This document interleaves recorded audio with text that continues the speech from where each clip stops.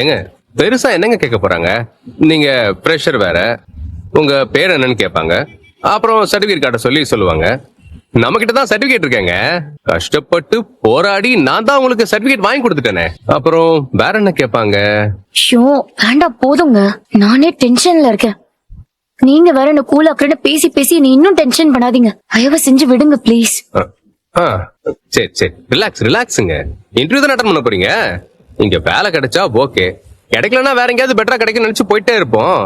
இல்ல இல்ல இல்ல இல்ல, எனக்கு கண்டிப்பா இந்த வேலை கிடைக்கணும். சரி, கிடைக்கும் நினைச்சு நம்பிக்கை அட்டன் பண்ணுங்க. எதுக்குங்க டென்ஷன் ஆயிட்டு இருக்கீங்க?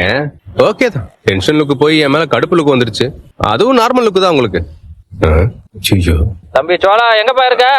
அண்ணா இதோ வந்துருவேண்ணே. கொஞ்சம் முன்ன பின்ன ஆகும், ஆனா வந்துருவேன் கரெக்டா. நான் வந்துட்டு நானே கால் பண்றேன் உனக்கு. சீக்கிரம் வாப்பா. சரிண்ணே வந்துடுறேன். ஏங்க உங்களுக்கு வேலை இருக்குன்னா போங்க, நான் கேப்ல கூட போய்க்கிறேன். தெரியும் மேடம், ரொம்ப இண்டிபெண்டன்ட் தான் தெரியும். உங்களை தனியா விட்டா நீங்களே போயிடுவீங்கன்னு தெரியும். பரவாயில்ல மேடம், நானே டிராப் பண்றேன். கொஞ்சம் பொறுத்துக்கோங்க, இன்னும் 10 minutes தான் காட்டுது.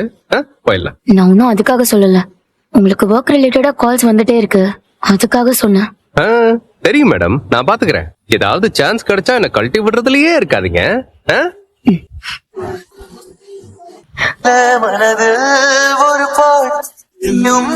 நம்மால் பயங்கர சந்தோஷமா வருது. ஹலோ ஏங்க, ஹாய். இன்டர்வியூ முடிஞ்சிருச்சா? ஏங்க இன்னும் நீங்க கிளம்பலையா?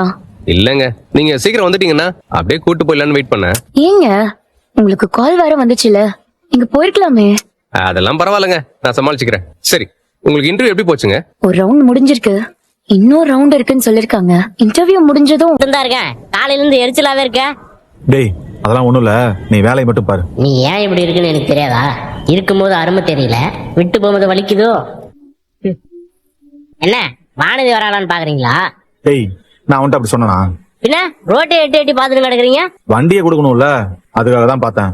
உங்க கூடவே இருக்கேன், உங்களை பத்தி எனக்கு தெரியாதா? வானதிய பொண்ணு பக்கம் வராங்கன்னு தெரிஞ்சுல இருந்து நீங்க ஆளே சரியில்லையே. டேய் யாருக்கு கல்யாணம் ஆனா எனக்கு என்னடா? அப்போ வானதி கல்யாணம் ஆனா உங்களுக்கு பிரச்சனை இல்ல, அப்படித்தானே? அது எப்படி கண்ணா?